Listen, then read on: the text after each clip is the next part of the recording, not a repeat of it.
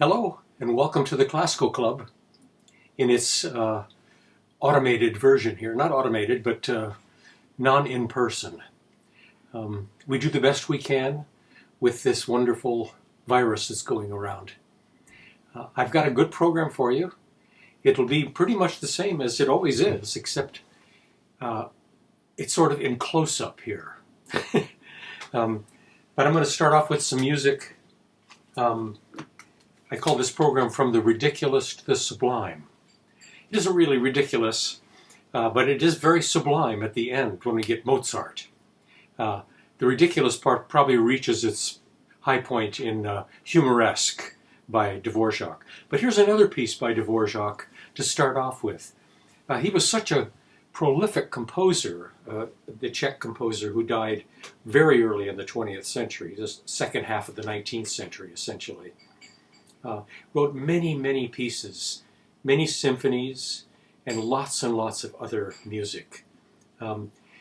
Interestingly, he didn't write very much music for just piano and violin, although that's a very popular duet to write music for, and many composers write a lot of music for that combination. He just wrote 4 pieces for that, 5 pieces altogether. They're all on this one record I've got.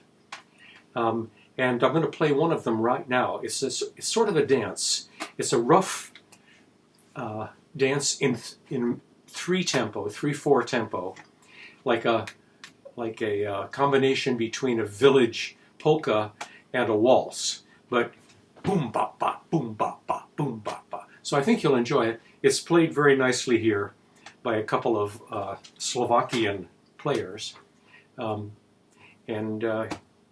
the music of Dvorak. It's called Mazurek.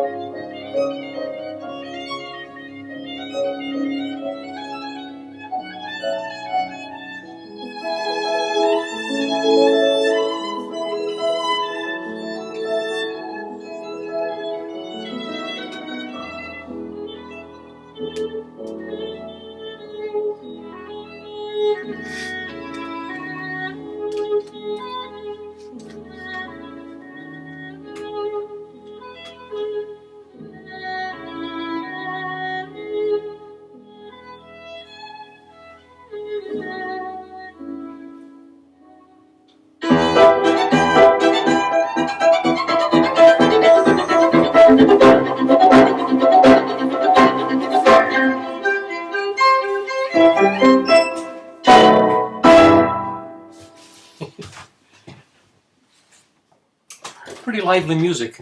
The title, Mazurek, is a Czech pronunciation or spelling of the Polish dance, mazurka. And he intended that as kind of, Dvorak intended this piece as kind of an homage to Poland. He wrote it originally for the great violin virtuoso Sarasate, who flourished about the same time as Dvorak did. And that's why a violin part is so hard on there, because he tried to throw in everything he could to challenge Sarasate, who welcomed that kind of challenge very much. Now here's a piece, and by the way, the two players there, the violinist and the pianist, were not Slovakian. That was my mistake. They're Czech players, the same nationality as Dvorak, who was from Bohemia during his lifetime. But Bohemia was really consisted of what we now call the Czech Republic and Slovakia. And Dvorak was from the northern part of that, namely the Czech Republic. That includes Prague, by the way, as its capital. Anyway, enough about that. Here's a piece by the leading Swedish composer, at least most people concede that, of the 20th century, a man named Lars Erik Larsson. Larsson with two S's. In other words, Lars' son. I guess his father was named Lars as well, apparently. In any case, he wrote this piece called Little Serenade, very early in his career, 1908. He lived, let's see, when did Larsson live? He didn't write it in 1908, I'm sorry. He wrote the piece in 1934. He was born in 1908. Anyway, the Little Serenade is interesting. It's charming music. The Scandinavian composers of the 20th century, by and large, didn't buy into all the dissonant and difficult music that was so popular in other places in Europe. They wrote mainly in the same musical idiom as the 19th century. So the music is much more approachable in that respect.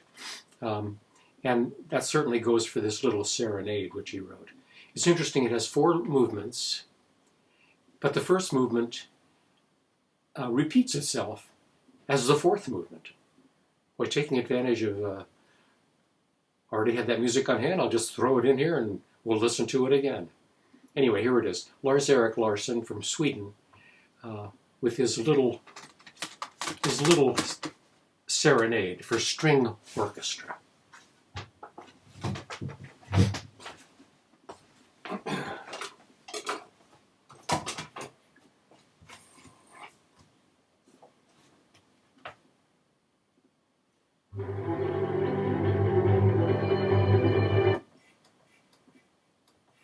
Here we go.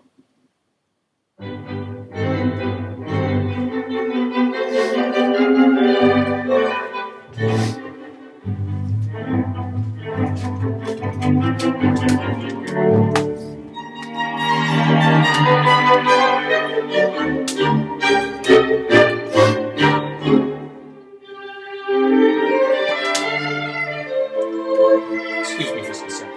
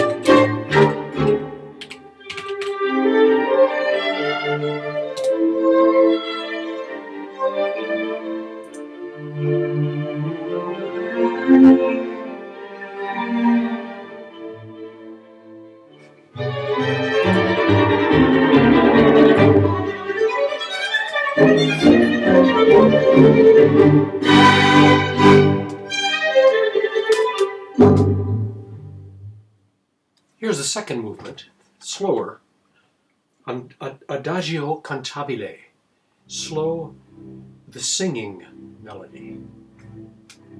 That's what cantabile signifies as a general rule.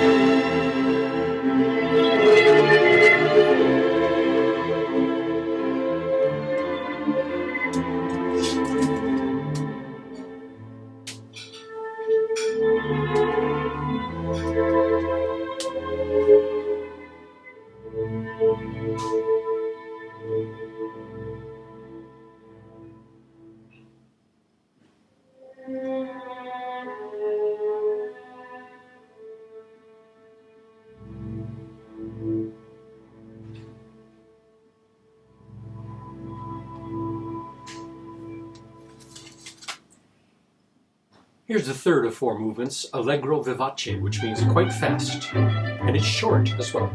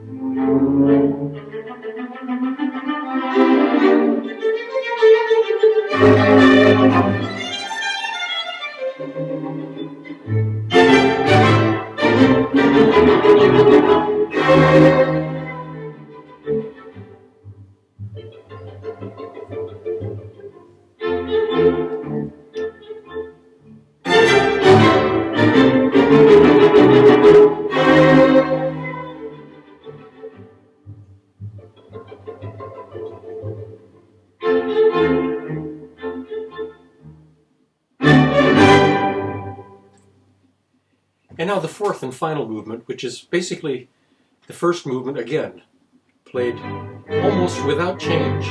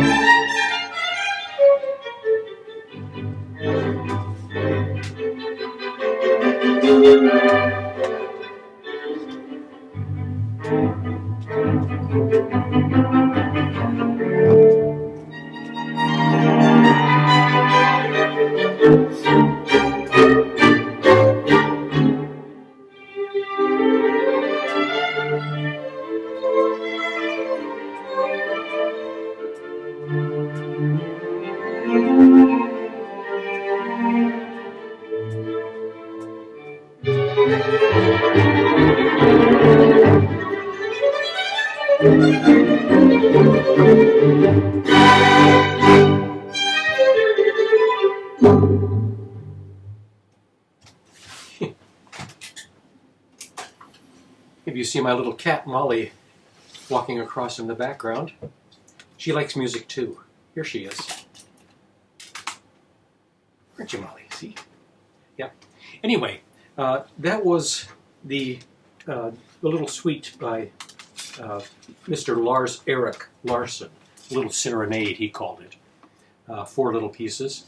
Now we're going to listen to some pieces by a group that I played a bit for you before called the Salon Orchestre Trocadero. The Salon Orchestre Trocadero is a group of 4 Dutch people. 5, excuse me. There's a piano player and then a string quartet, but not the usual string quartet of 2 violins, viola, and cello, but a string quartet of violin, viola, cello, and double bass. They attempt to replicate what used to be a rather common group in cafes and places like that, where people would come to get pastries and dessert, or even mild meals around the turn of the 20th century. This cafe culture persisted into the up through and beyond World War I. when you would have heard lots of interesting music, but because people composed music especially for this small orchestra. It's not high classical, but it's definitely classical. It's not light classical either. It's just small pieces. We're going to hear one of those by Edward Elgar, the great English composer. It's called Salut d'amour, which means the salute of love or salute to love. It depends on how you want to translate that. And then we'll go on and listen to some other pieces in the same idiom by the same group. Salut d'amour is short. It's only three and a half minutes. And the others are short too. But charming, charming. And we never get to hear these pieces anymore because no one plays them, even on the radio, except me. So you're lucky. Here we go.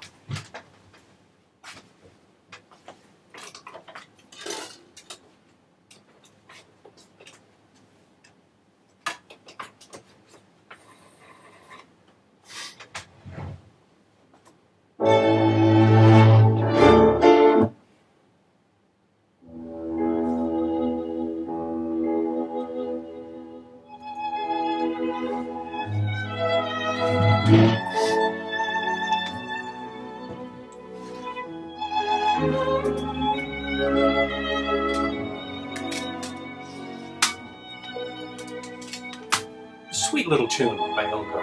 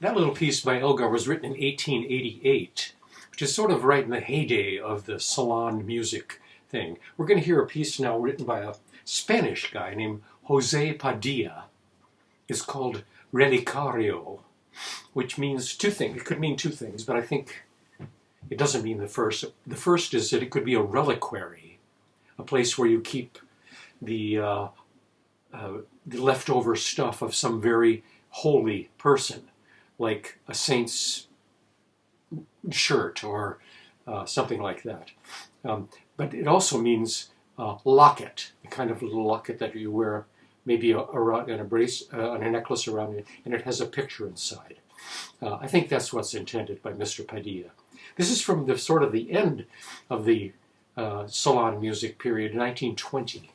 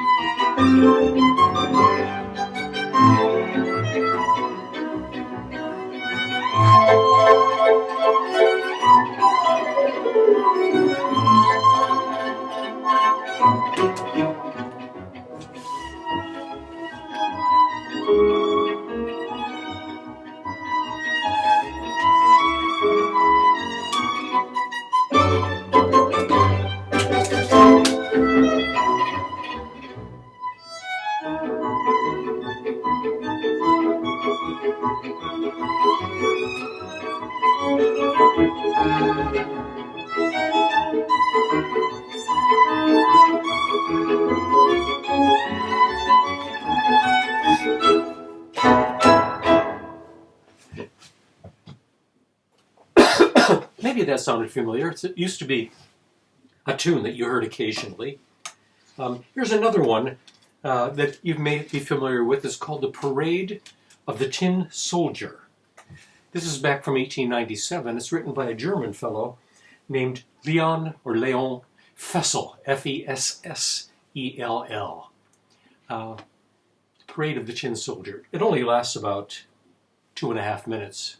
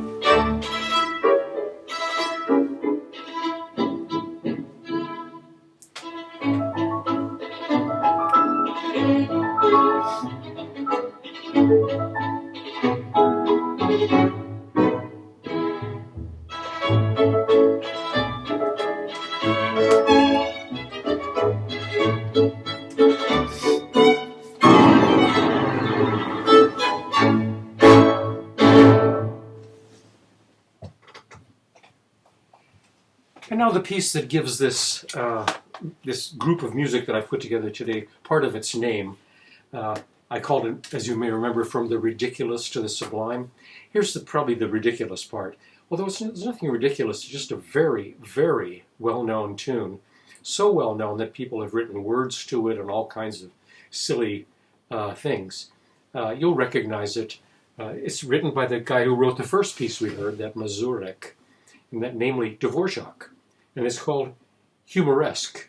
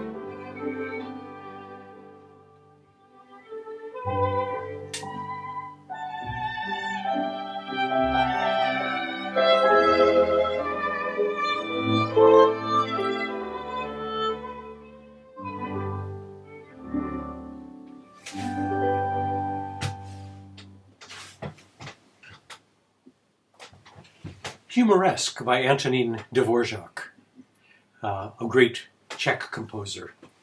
Now we'll keep with Czechoslovakia here because this next piece and the last piece on the program, Mozart's Symphony, number 35.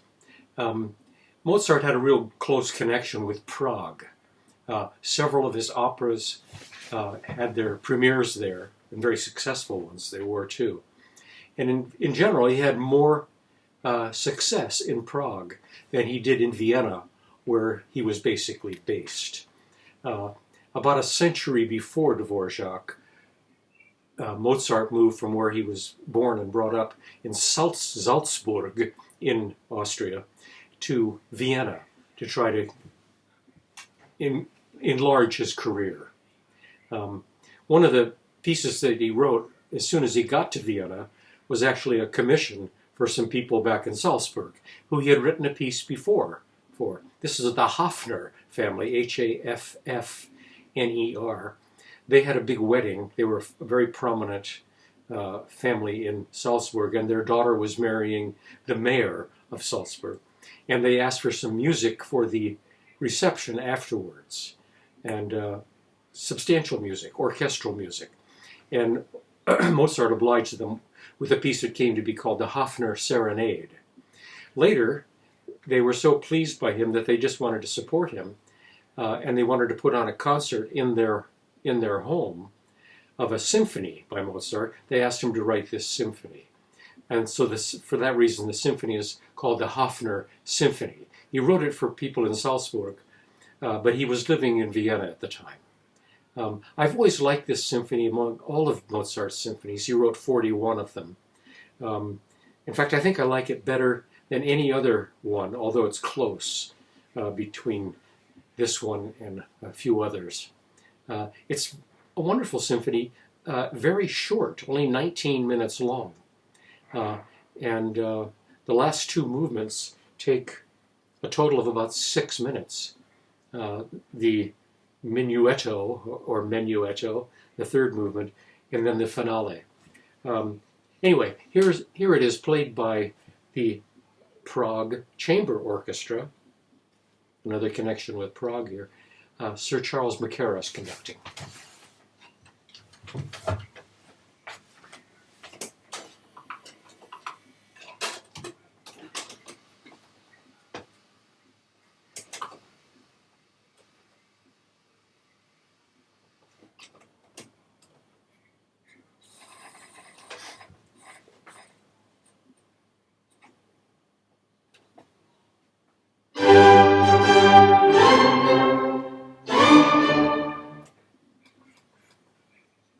That wasn't it, but here it is now.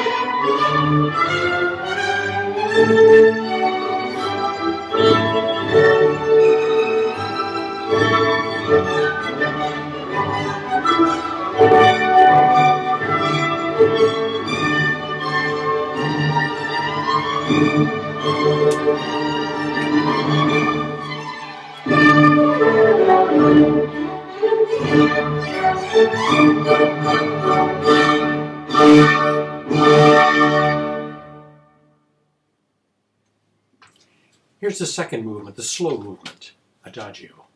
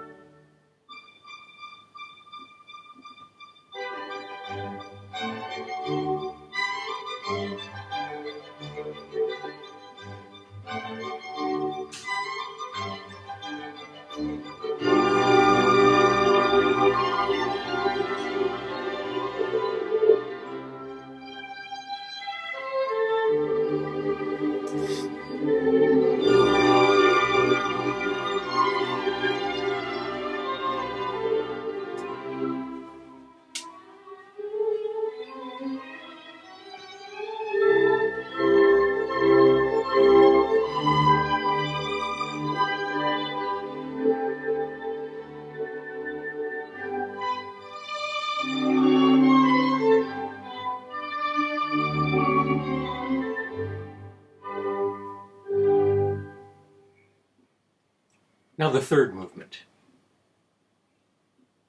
Only less than 3 minutes long.